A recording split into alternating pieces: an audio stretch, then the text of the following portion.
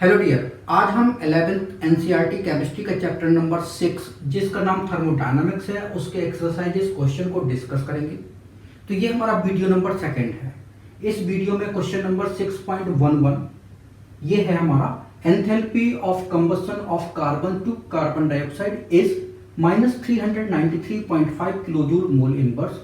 Calculate the heat released upon formation of 35.2 gram of carbon dioxide from carbon and dioxin gas। तो देखो जरा, जो हमारा carbon है और डाइऑक्सीजन गैस है इसके कॉम्बिनेशन से बन रहा है हमारा कार्बन डाइऑक्साइड। तो कार्बन डाइऑक्साइड का जब एक मोल बना तो कितनी हीट रिलीज हुई? -393.5 किलोजूल पर मोल। तो यहाँ पे डेल एच जो है वो है -393.5 किलो जूल पर मोल या मोल इनवर्स। ठीक, इतनी हीट जो है वो रिलीज हुई। फिर क्वेश्चन कहता है कि अगर मान लीजिए 35.2 ग्राम कार्बन डाइऑक्साइड का निर्माण हो रहा है, 35.2 ग्राम कार्बन डाइऑक्साइड फॉर्म हो रही है, तो कितनी हीट रिलीज होगी? तो हमको पता कि एक मोल कार्बन डाइऑक्साइड जब बन रही है तो इतनी हीट रिलीज हो रही है। तो एक मोल कार्बन डाइऑक्साइड का मास कितना होगा? तो ये हमारा 1 मोल कार्बन डाइऑक्साइड है। तो 1 मोल कार्बन डाइऑक्साइड का मास देख लेते हैं। कार्बन का मास 12 होता है, ऑक्सीजन का मास 16 इंटू 2 करोगे तो ये होगा हमारा 44 ग्राम। तो एक मोल कार्बन डाइऑक्साइड का मास जो है वो 44 ग्राम है। तो 44 ग्राम कार्बन डाइऑक्साइड जब बन रही है तो इतनी हीट रिलीज हो रही है। तो 35.2 ग्राम कार्बन डाइऑक्साइड अगर बनेगी तो कितनी हीट रिलीज होगी? तो हम देखते हैं। Since 44 gram of carbon dioxide is formed, then -393.5 kilojoule heat was released। Therefore 35.2 gram carbon dioxide अगर बन रही है तो कितनी हीट रिलीज होगी? तो -393.5 इंटू 35.5 अपॉन 44। तो जब ये आप सॉल्व करोगे तो ये आएगा हमारा -314.8 किलो जूल। इतनी हीट जो है वो रिलीज हो रही है। तो 35.2 ग्राम कार्बन डाइऑक्साइड जो है जब बनेगी तो -314.8 किलो जूल हीट जो है वो रिलीज होगी। इसके बाद हमारा क्वेश्चन नंबर 6.12 है enthalpies of formation of carbon monoxide, carbon dioxide, N2O and N2O4 gas are -110, -393, 81 and 9.7 kilojule mole inverse respectively। Find the value of delta RH for the reaction। तो ये हमारी केमिकल रिएक्शन है। Dinitrogen tetroxide ये gas है, 3 mole carbon monoxide के साथ react करती है तो 1 मोल नाइट्रस ऑक्साइड बनता है और 3 मोल कार्बन डाइऑक्साइड बन रहा है। तो इसके लिए हमको बतानी है एंथैल्पी ऑफ रिएक्शन, बतानी है कितनी होगी। ठीक है, तो एंथैल्पी ऑफ रिएक्शन जो है वो इक्वल होता है, किसके इक्वल होता है? Sum of enthalpy of formation of product minus sum of enthalpy of formation of reactants. तो ये हमारा बन जाएगा formula.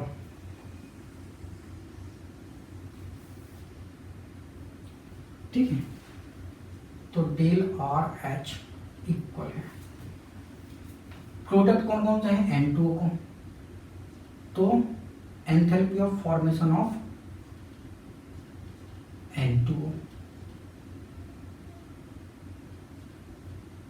Plus enthalpy of formation of CO2 और ये CO2 कितने मोल है, 3 मोल है, तो 3 से मल्टीप्लाई करना पड़ेगा अपने को। तो ये प्रोडक्ट की फॉर्मेशन एंथैल्पी का सम हो गया, माइनस रिएक्टेंट की एंथैल्पी, रिएक्टेंट तो ये है, तो ये हो जाएगा हमारा enthalpy of formation of N2 dinitrogen tetroxide plus enthalpy of formation of carbon monoxide.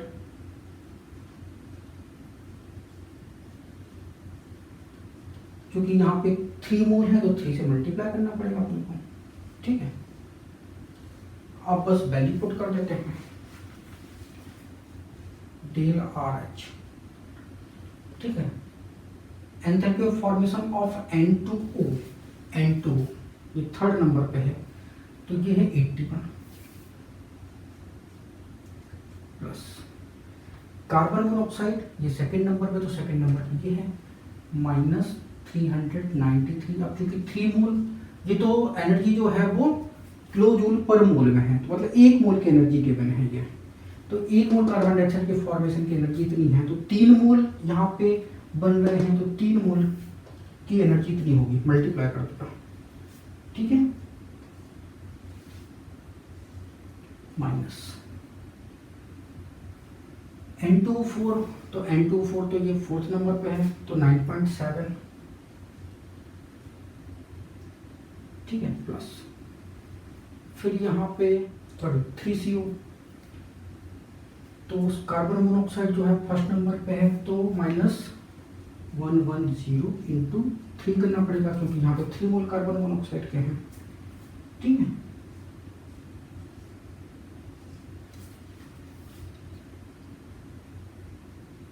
अब हम इसको सॉल्व करेंगे, तो हीट ऑफ रिएक्शन जो है वो आ जाएगी हमारी 777.7 किलो जूल मोल इनवर्स, ठीक है। यूनिट किसमें है, किलो जूल, तो किलो जूल मोल इनवर्स जो है वो एंथैल्पी आ जाएगी, एंथैल्पी ऑफ रिएक्शन, ठीक है। इसको आप लिख सकते हो 778 किलो जूल मोल इनवर्स, ठीक है ना। इसके बाद क्वेश्चन नंबर 6.13 है, given nitrogen gas plus 3 hydrogen gas give 2 ammonia gas, enthalpy of reaction जो है वो है minus 92.4 kilo joule mole inverse. तो ये हमारी standard enthalpy of reaction given है। What is the standard enthalpy of formation of ammonia gas, तो standard enthalpy of formation of ammonia gas हमको ये बताना है कितनी होगी। तो देखो जरा, जो हमारी ये रिएक्शन है नाइट्रोजन प्लस हाइड्रोजन से हमारा 2 मोल अमोनिया बना, 2 मोल अमोनिया बनने में स्टैंडर्ड एंथैल्पी ऑफ रिएक्शन जो है वो कितनी है, minus 92.4 kilo joule mole inverse. और हमें standard enthalpy of formation of ammonia gas बताना है। तो standard enthalpy of formation of ammonia gas, इसका मतलब होता है कि 1 मोल अमोनिया गैस के फॉर्मेशन में जितनी एनर्जी रिलीज होगी उसको हम बोलेंगे standard enthalpy of formation of ammonia gas. तो यहाँ पे तो अमोनिया गैस 2 मोल बन गई थी, तो एनर्जी इतनी रिलीज हुई, तो 1 मोल अगर अमोनिया बनेगी तो कितनी एनर्जी रिलीज होगी। तो इस इक्वेशन को हमें क्या करना पड़ेगा, 2 से डिवाइड करना पड़ेगा, इसको 2 से डिवाइड कर दो, ये 2 से डिवाइड कर दो, ये 2 से डिवाइड कर दो, ठीक है। नाइट्रोजन 1 मोल था, 2 से डिवाइड कर दिया, तो यहाँ भी हमको क्या करना पड़ेगा, 2 से डिवाइड करना पड़ेगा, तो कर देते हैं। तो ये हमारा 1/2 N2 gas plus 3/2 H2 gas से हमारा 1 मोल अमोनिया का फॉर्मेशन होगा। और यहाँ पे स्टैंडर्ड एंथैल्पी ऑफ रिएक्शन कितनी हो गई, माइनस ये 4, ये 6.2 किलो जूल मोल इनवर्स। अब ये standard enthalpy of formation of reaction 46.2 kilo joule mole inverse आई, ठीक है, नेगेटिव साइन के साथ में। अब क्या ये एनर्जी जो है वो enthalpy of formation of ammonia है कि नहीं है, तो चेक कर लेते हैं। तो स्टैंडर्ड एंथैल्पी ऑफ रिएक्शन, ये इक्वल होता है sum of standard enthalpy of formation of products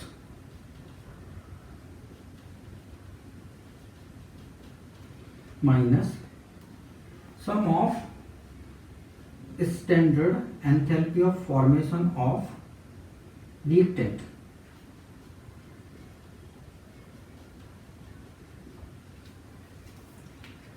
ठीक है, स्टैंडर्ड एंथैल्पी ऑफ रिएक्शन कितनी है? -46.2, ठीक है, kilojoule mole inverse equal standard enthalpy of formation of product कितना बना? 1 मोल अमोनिया।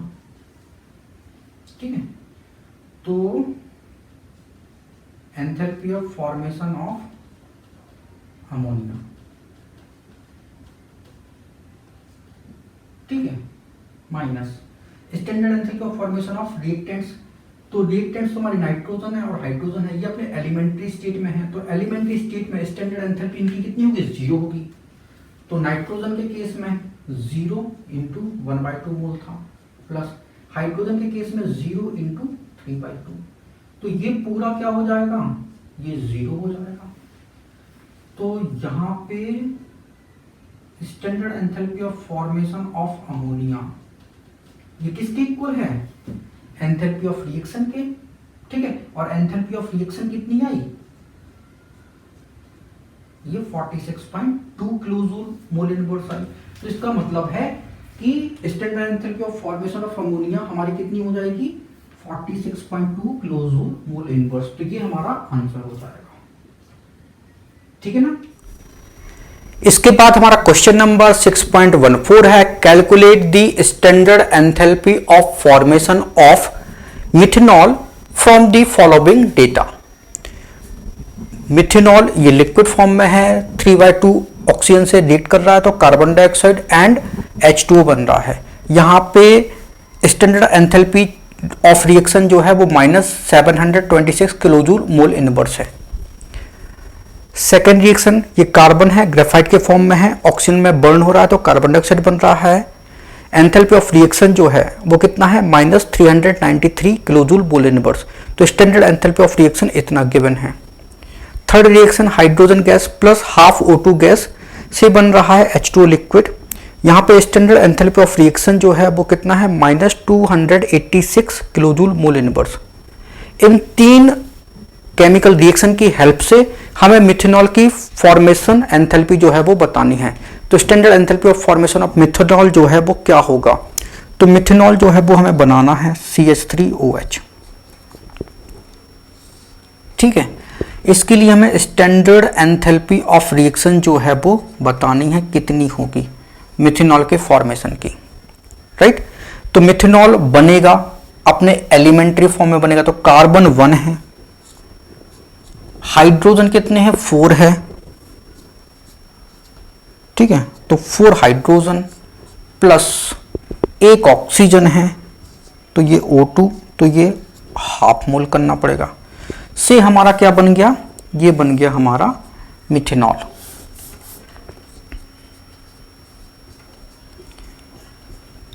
ठीक है ना। तो कार्बन ये सॉलिड फॉर्म में होगा, ये गैस होगा और ये भी गैस होगा। अब हमको कार्बन 2 मोल हाइड्रोजन हाफ मोल ऑक्सीजन चाहिए और इधर पे प्रोडक्ट में हमें मिथेनॉल चाहिए। तो देखो जरा, इन रिएक्शन में कार्बन कहां पे है? तो कार्बन यहां पे है। हाइड्रोजन कहां पे? तो हाइड्रोजन इस वाली रिएक्शन में है। ठीक है, मिथेनॉल कहां है? मिथेनॉल जो है वो इस वाली रिएक्शन में है, तो इधर चाहिए। तो इक्वेशन 1 और 2 तो हम एज इट इज लिखेंगे। ये फर्स्ट वाली इक्वेशन को हम रिवर्स करके लिखेंगे। क्यों? क्योंकि मिथेनॉल हमको उस तरफ चाहिए। अब यहां पे एक प्रॉब्लम और है, यहां पे 2 मोल हाइड्रोजन है लेकिन यहां पे हाइड्रोजन 1 ही मोल है। तो 2 मोल हाइड्रोजन हमको चाहिए, तो इसका मतलब है हाइड्रोजन का सोर्स तो हमारा यही है, तो पूरे इक्वेशन को 2 से मल्टीप्लाई कर देंगे। राइट, तो ये क्या हो जाएगा? ये 2H2 हो जाएगा। ये इंटू 2 करोगे तो ये कैंसिल हो जाएगा, तो ये O2 हो जाएगा। ठीक है, 1O2 लिख लो, या ये 2H2O हो जाएगा। और 2 से मल्टीप्लाई करोगे तो ये कितना आ जाएगा? ये माइनस, ये 216 और ये 117 और ये 5, ठीक है, किलो जूल मोल इनवर्स। इतना हो गया। तो बस इक्वेशन सेकेंड और थर्ड को हम एज इट इज लिखेंगे, फर्स्ट इक्वेशन को रिवर्स करके लिखना है, ऐड कर देंगे हम। तो ऐड कर देते हैं। तो देखो जरा, सी ग्रेफाइट प्लस O2 गैस से बना CO2 गैस, ठीक है। और यहाँ पे एंथैल्पी ऑफ रिएक्शन, ठीक है, स्टैंडर्ड एंथैल्पी ऑफ रिएक्शन कितना है, -393 किलो जूल मोल इनवर्स, ठीक है। ये वाली इक्वेशन लिखेंगे, 2H2 gas plus O2 gas से बना हमारा 2H2 ये लिक्विड, ठीक है। यहाँ पे enthalpy, standard enthalpy of reaction कितना है, ये -572 किलो जूल मोल इनवर्स, ठीक है ना। अब हम ये वाली रिएक्शन रिवर्स करके लिखना है, ठीक। तो रिवर्स करके लिखते हैं, तो CO2 गैस प्लस H2 कितना है 2, ये लिक्विड है, से बना हमारा CH3OH ये लिक्विड प्लस 3Y2O2 और यहाँ पे डेल्टा H कितना है, -726 किलो जूल मोल इनवर्स, ठीक है। अब इनसे हम क्या करेंगे, ओवरऑल इक्वेशन जो है वो लिखेंगे। अब देखो जरा, जो कॉमन होगा लेफ्ट राइट वो कैंसिल हो जाएगा। तो देखो जरा क्या कॉमन है। तो सबसे पहले हम कार्बन डाइऑक्साइड 1 मोल, इधर भी कार्बन डाइऑक्साइड 1 मोल है, ठीक है। वाटर 2 है, वाटर 2 है, ये कैंसिल। कार्बन, ये देखो कार्बन मिल गया हमको, ठीक है, ग्रेफाइट के फॉर्म में, प्लस ऑक्सीजन हमको चाहिए कितना, ½ मोल ऑक्सीजन चाहिए, ठीक है। तो ऑक्सीजन देखते हैं, यहाँ पे 1 मोल ये है, 1 मोल ये है, 2 मोल ऑक्सीजन है यहाँ पे। और यहाँ पे ऑक्सीजन जो है वो कितना है, 3/2 मतलब 1.5 मोल है। तो ½ मोल ऑक्सीजन बची, तो ½ O2, ठीक है। ये से हमारा ये कैंसिल हो जाएगा, कितना बचेगा, ½ O2 बचेगा, ठीक है। 0.5 मोल ऑक्सीजन जो है वो बचेगी रिएक्टेंट साइड, प्लस H2 कितना है, ये 2H2 ये वाला, ठीक है, से हमारा CH3OH ये लिक्विड। अब क्या करना है, ये रिएक्शन जो फर्स्ट वाली रिएक्शन हमने रिवर्स करके लिखी थी, तो यहां पे ये वाला साइन जो है वो प्लस का हो जाएगा, क्योंकि इक्वेशन रिवर्स करके लिखी ना, ठीक है। तो एंथैल्पी जो है वो साइन उसका चेंज हो जाएगा, नेगेटिव था तो पॉजिटिव हो जाएगा। अब इसको और इसको हम क्या कर देते हैं, ऐड कर देते हैं। तो ये ऐड होने पे कितना आएगा, ये 3 और 2 5, ठीक है, ये 16 और ये 5 3 8 और 1 9, ये माइनस का, ठीक है। और ये 7 2 6 ये प्लस का है, ठीक है। तो ये आएगा हमारा कितना, 9, ये 3 और ये कितना हो गया 2, तो -239 किलो जूल मोल इनवर्स। तो ये एनर्जी जो है वो डेल्टा H, ठीक है, standard enthalpy of formation of methanol कितना हो जाएगा, ये हमारा हो जाएगा -239 किलो जूल मोल इनवर्स। अब ये enthalpy of formation of methanol है और इसी को हम एंथैल्पी ऑफ रिएक्शन बोल रहे हैं। तो क्या ये सही है, तो बिल्कुल सही है, क्योंकि जो हमारा एंथैल्पी ऑफ रिएक्शन जो है स्टैंडर्ड एंथैल्पी ऑफ रिएक्शन, ये इक्वल होता है sum of enthalpy of formation of product minus sum of enthalpy of formation of reactant. तो एंथैल्पी ऑफ रिएक्शन कितना है, ये -239, ठीक है, और यूनिट है kilojoule mole inverse, equal to enthalpy of formation. तो यहाँ पे तो प्रोडक्ट केवल मिथेनॉल है, ठीक है, तो ये CH3OH, ठीक है, तो डेल्टा H फॉर मिथेनॉल, ठीक है, minus enthalpy of formation of reactant. तो ये सारे के सारे कैसे हैं, अपने एलिमेंट्री फॉर्म में हैं, और एलिमेंट्री फॉर्म में स्टैंडर्ड एंथैल्पी कैसी होती है, वो 0 होती है। तो सभी की स्टैंडर्ड एंथैल्पी कैसी हो जाएगी, वो 0 हो जाएगी। तो standard enthalpy of formation of methanol जो है वो किसके इक्वल है, एंथैल्पी ऑफ रिएक्शन के। तो एंथैल्पी ऑफ रिएक्शन का मतलब है कि standard enthalpy of formation of methanol के इक्वल हो जाएगा, ठीक है। तो बस ये कितना है वैल्यू, -239 किलोजूल मोल इनवर्स। तो -239 किलोजूल मोल इनवर्स हमारा क्या हो जाएगा, आंसर हो। इसके बाद हमारा क्वेश्चन नंबर 6.15 है, calculate the enthalpy change for the process CCl4 gas gives carbon gas +4 Cl gas and calculate bond enthalpy of carbon chlorine in CCl4 gas. हमको गिवन है standard heat of vaporisation CCl4 का कितना है, 35.5 kilojoule mole inverse. Standard heat of fusion CCl4 का given है -135.5 kilojoule mole inverse. Standard heat of atomisation carbon के लिए है 715 kilojoule mole inverse. Standard heat of atomization chlorine के लिए है 242 kilojoule mole inverse. Where standard heat of atomization, इसको हम एंथैल्पी ऑफ एटोमाइजेशन बोलते हैं, ठीक है। ये जो सिंबल है वो हमारा एंथैल्पी ऑफ एटोमाइजेशन कहलाता है।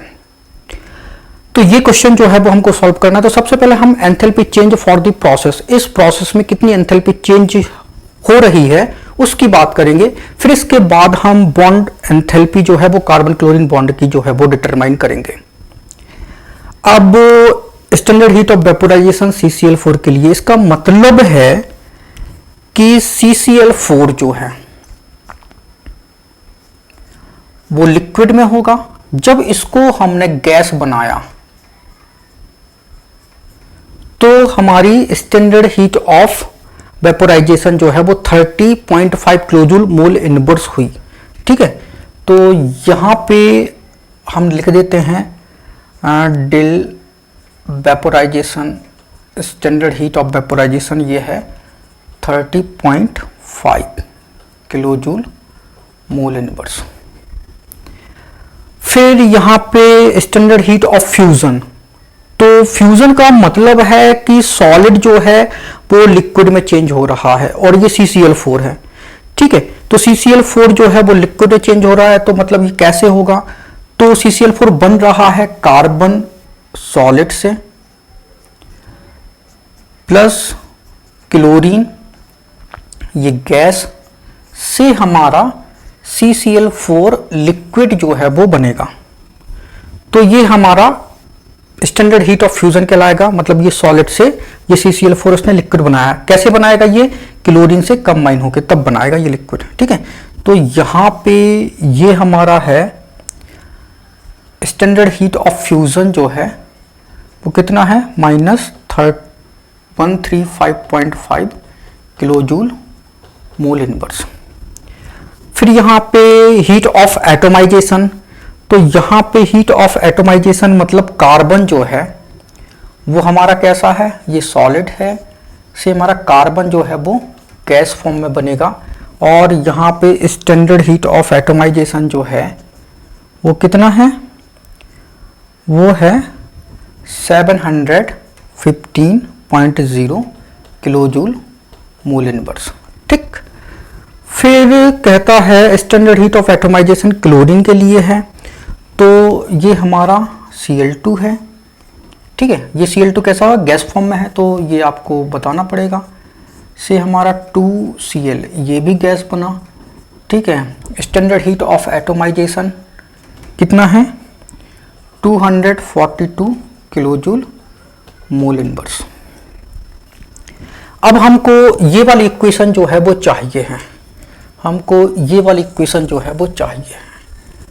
तो ये जो 4 इक्वेशन है, इससे हमें ये वाली इक्वेशन चाहिए।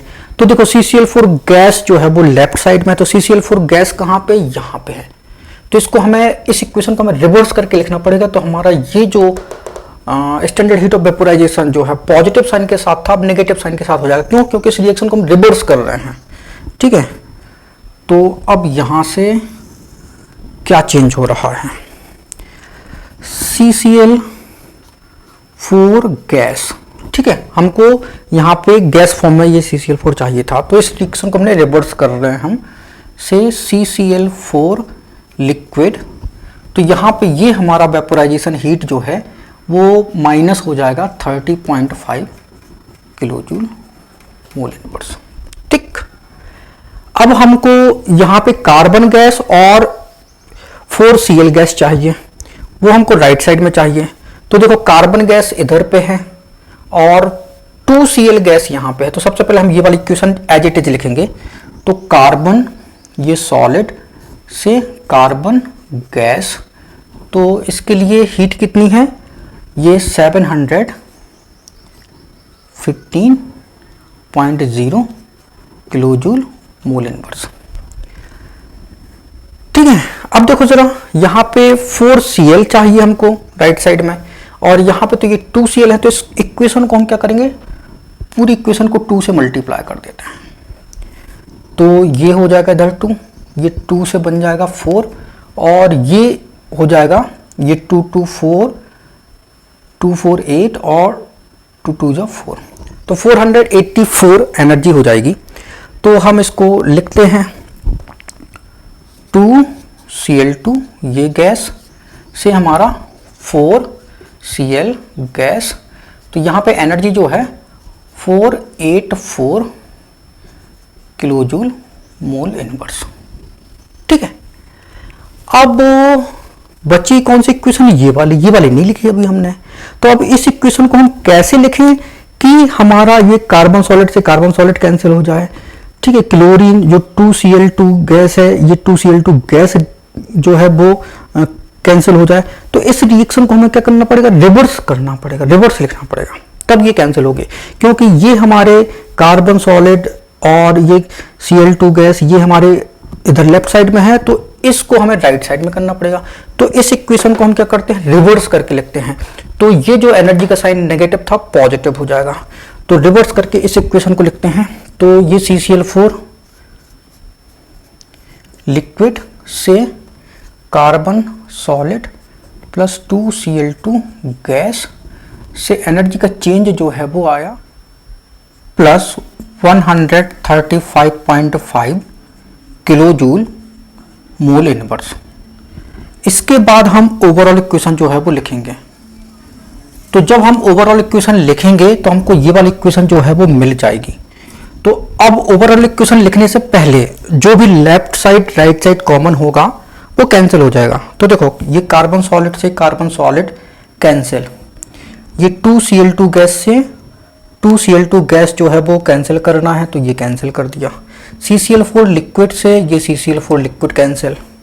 अब जो बचा वो लिखा जाएगा। तो यहाँ पे CCl4 गैस बचा, तो हम यहाँ पे लिख देते हैं, ठीक है ना। तो ये CCl4 गैस से, अब इधर तो कुछ बचा नहीं, सब कैंसिल हो गया था। कार्बन गैस बचा प्लस 4Cl गैस बचा। अब यहाँ पे डेल्टा H रिएक्शन की स्टैंडर्ड एंथैल्पी ऑफ रिएक्शन जो है वो कितनी है, तो कैलकुलेट कर लेते हैं। ठीक है, तो ये ऐड कर दो, इसको माइनस कर दो, तो कर देते हैं। देखो जरा 715,484 और 135.5, तो 0.5, ठीक है, ये 10 और 4 14, और ये 9 और 1 10 और 3 13, 8 4 12 और 1 13, ठीक है, और ये माइनस कर देना है, तो 30.5 ये माइनस कर देते हैं, तो 0, ये 4 0 3 1, तो इतनी एनर्जी जो है 13.04, तो सॉरी 1304, ये इतनी एंथैल्पी जो है वो रिएक्शन की हुई, और एनर्जी जो है वो किलोजूल मोल इनवर्स। अब हमको ये बताना है calculate bond enthalpy of carbon chlorine bond, ठीक है, तो CCl4 के लिए, ठीक है, जो स्टैंडर्ड हीट ऑफ रिएक्शन जो है वो 1304 किलो जूल मोल इनवर्स है। तो यहां पे कार्बन से 4 बॉन्ड जो है वो बने हुए क्लोरीन से, तो एक कार्बन क्लोरीन बॉन्ड की एनर्जी कितनी होगी, तो हमें यहां पे 4 से डिवाइड करना पड़ेगा, तो ये 12 3 टाइम होगा, ठीक है, 1, तो ये 10 बचेगा, तो 8 और 2 6 किलो जूल मोल इनवर्स, तो 326 किलो जूल मोल इनवर्स जो है वो कार्बन क्लोरीन बॉन्ड एनर्जी हो जाएगी। इसके बाद हमारा क्वेश्चन नंबर 6.16 है, for an isolated system delta U equal to 0 what will be delta S। तो जो हमारा आइसोलेटेड सिस्टम है, उस आइसोलेटेड सिस्टम में चेंज इन इंटरनल एनर्जी 0 है, तो चेंज इन एंट्रोपी जो है वो क्या होगी, ये हमारा क्वेश्चन है। तो देखो जरा, आइसोलेटेड सिस्टम वो सिस्टम कहलाता है जहां पे सिस्टम एंड सराउंडिंग के बीच, ये हमारा एक सिस्टम है और सिस्टम के चारों ओर का एरिया सराउंडिंग कहलाता है।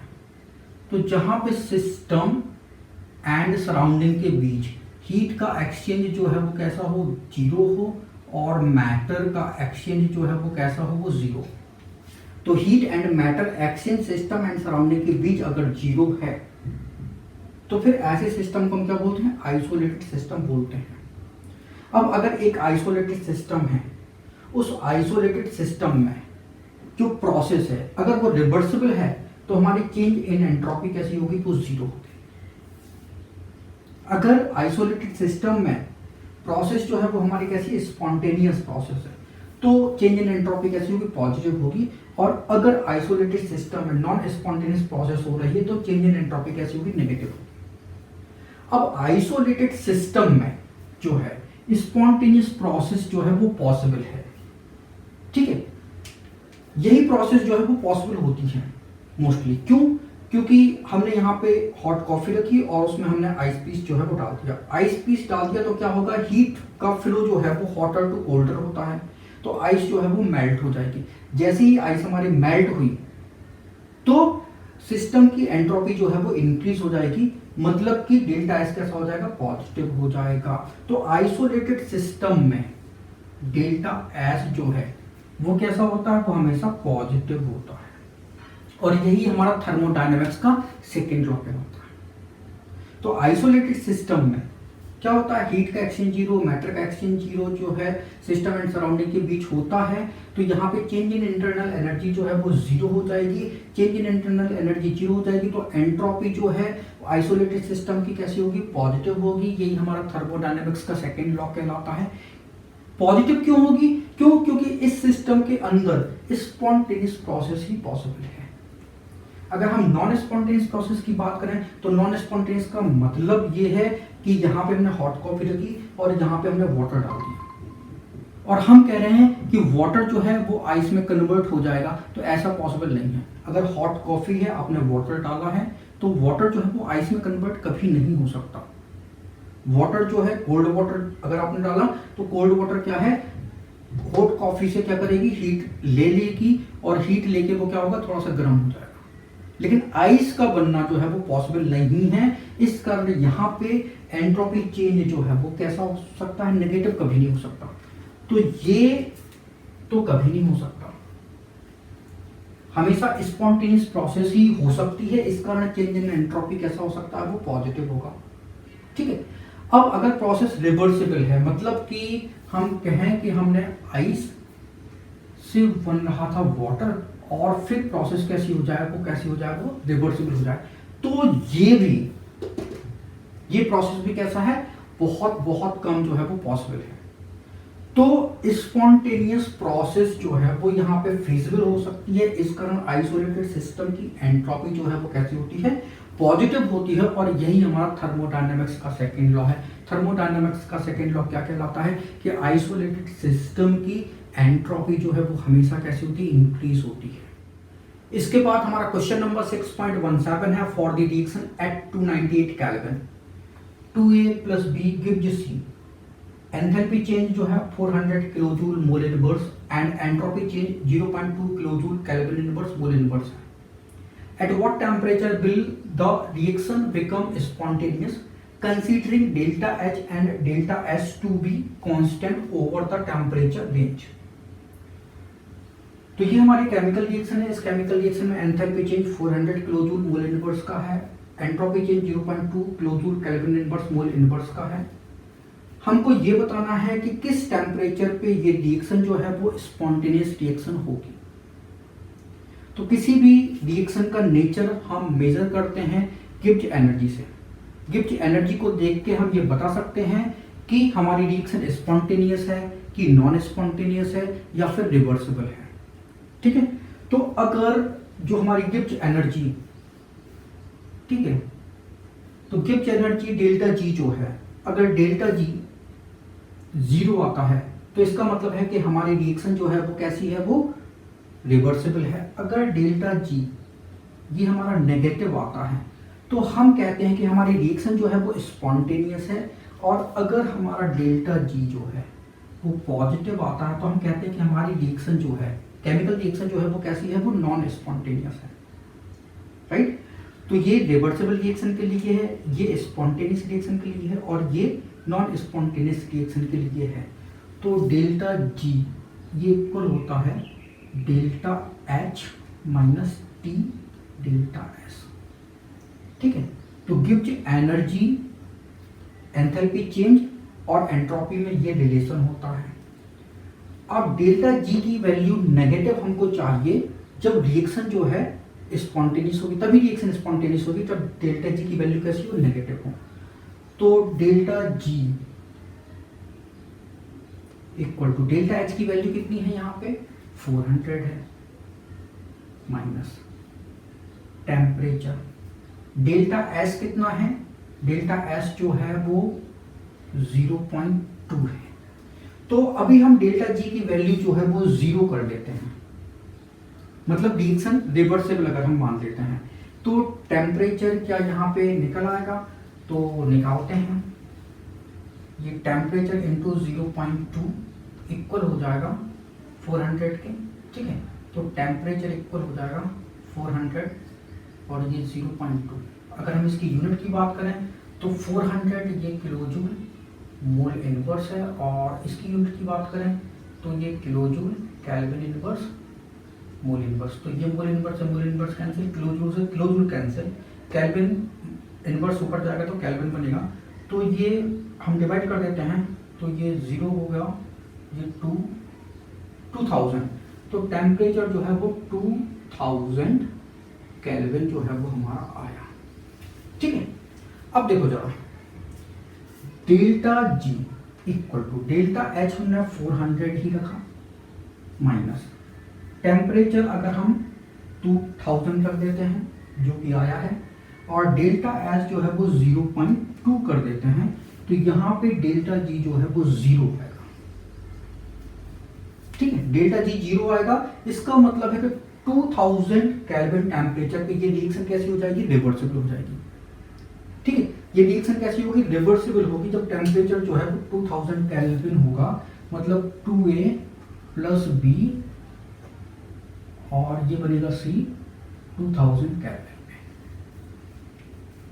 ठीक है, अब अगर हम टेम्परेचर को 2000 केल्विन से अबव कर देते हैं तो ये वाला पार्ट जो है वो 400 से ज्यादा हो जाएगा।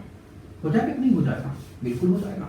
मतलब ये 400 है और 2000 इंटू 0.2 ये भी 400 है, इसलिए डेल्टा जी जो है वो हमारा कैसा आया, 0 आया। अगर 2000 से अब कर दिया तो ये वाला पार्ट जो है वो 4000 से ऊपर हो जाएगा तो डेल्टा जी जो है वो कैसा होगा, नेगेटिव आएगा। और डेल्टा जी नेगेटिव आएगा मतलब कि रिएक्शन जो है वो हमारी कैसी हो जाएगी, स्पॉन्टेनियस। तो डेल्टा जी नेगेटिव आया तो ये वाली केमिकल रिएक्शन जो है वो हमारी कैसी हो जाएगी, स्पॉन्टेनियस हो जाएगी।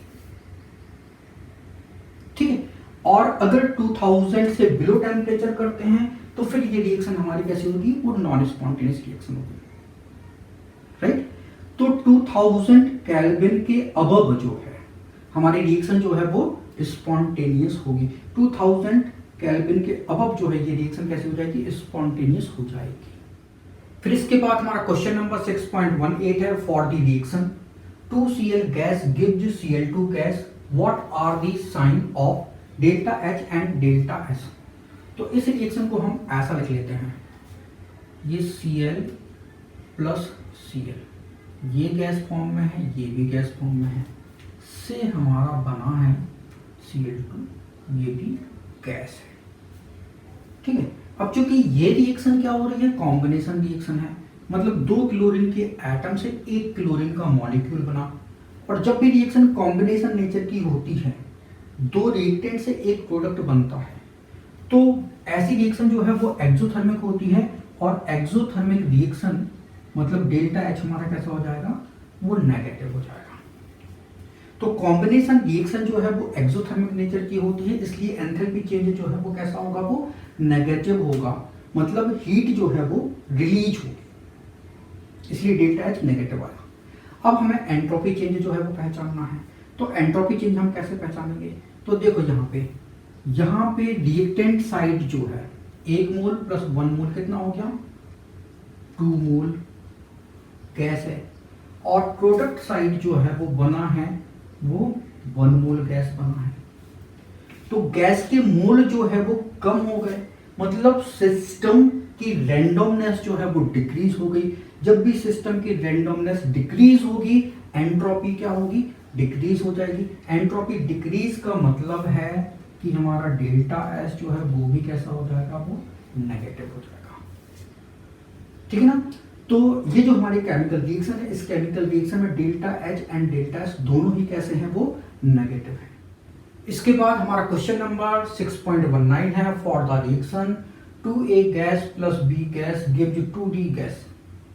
यहाँ पे एक स्टैंडर्ड इंटरनल एनर्जी चेंज जो है वो है -10.5 kilojoule and standard entropy change वो है -44.1 joule kelvin inverse.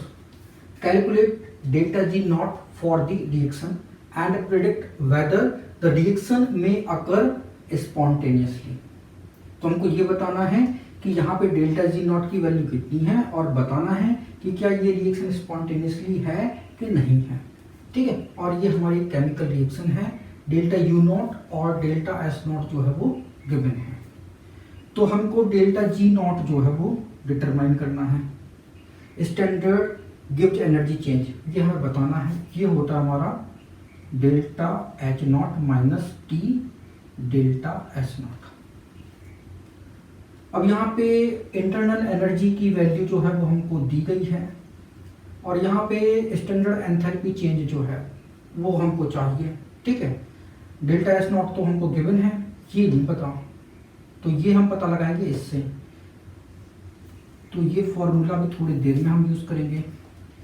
Del H not ये कुल होता है del U naught plus delta n g R T. ठीक है। स्टैंडर्ड एंथैल्पी चेंज जो है इंटरनल एनर्जी में चेंज कितना है, -10.5 किलो जूल का प्लस डेल्टा एन जी। यहाँ पे गैस के 2 मोल है, यहाँ पे गैस का 2 and 1 3 मोल है, तो डेल्टा एन जी ये इक्वल होता है mole of product minus mole of reactant. तो प्रोडक्ट के कितने मोल है 2, रिएक्टेंट के कितने मोल है 3, तो ये हो गया -1। तो डेल्टा एन कितना हो गया -1। आर की वैल्यू कितनी होती है 8.314, ये होती है joule kelvin inverse mole inverse. Temperature कितना है, टेम्परेचर जो है इस रिएक्शन का कुछ गिवन है, नहीं गिवन है, क्योंकि ये स्टैंडर्ड कंडीशन है, स्टैंडर्ड कंडीशन पे टेम्परेचर 298 केल्विन होता है। अब ये किलो जूल है और ये जूल है, इसका मतलब है इसको 1000 से हम डिवाइड कर दें तो ये किलो जूल में हो जाएगा। ठीक है, तो डेल एच नॉट जो है वो आ गया हमारा -10.5 ये किलो जूल। ठीक है, और ये प्लस माइनस जो माइनस ही होगा, और ये आया हमारा 2.477 किलो जूल।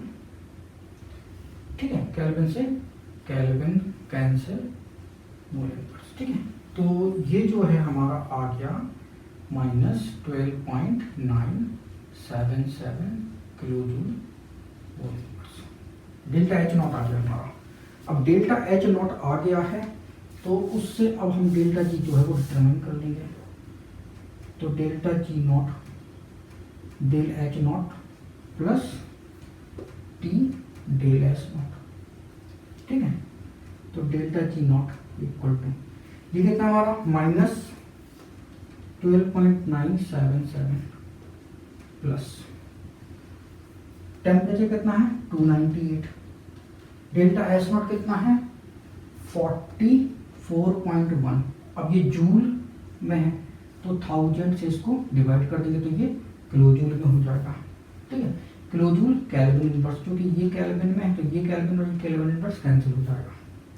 ठीक है, ये किलो जूल में है तो डेल जी नॉट -12.977 प्लस जब आप इसको सॉल्व करोगे, ठीक, तो ये आएगा हमारा 13.14।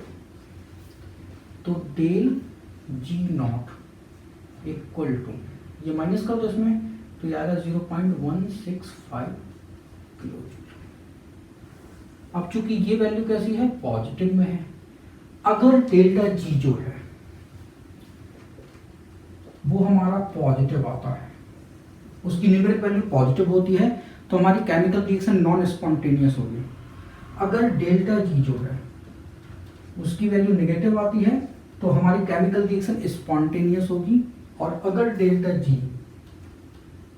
ये हमारा कैसा है ये 0 आता है तो हमारी रिएक्शन जो है वो रिवर्सिबल होगी। ठीक है, और ये स्टैंडर्ड कंडीशन में है तो स्टैंडर्ड गिव्स एनर्जी जो है, क्योंकि यहाँ पे पॉजिटिव वैल्यू आ रही है इस कारण ये हमारी रिएक्शन कैसी होगी, ये नॉन स्पॉन्टेनियस नेचर की होगी। फिर इसके बाद हमारा क्वेश्चन नंबर 6.21 है comment on the thermodynamic stability of NO gas given.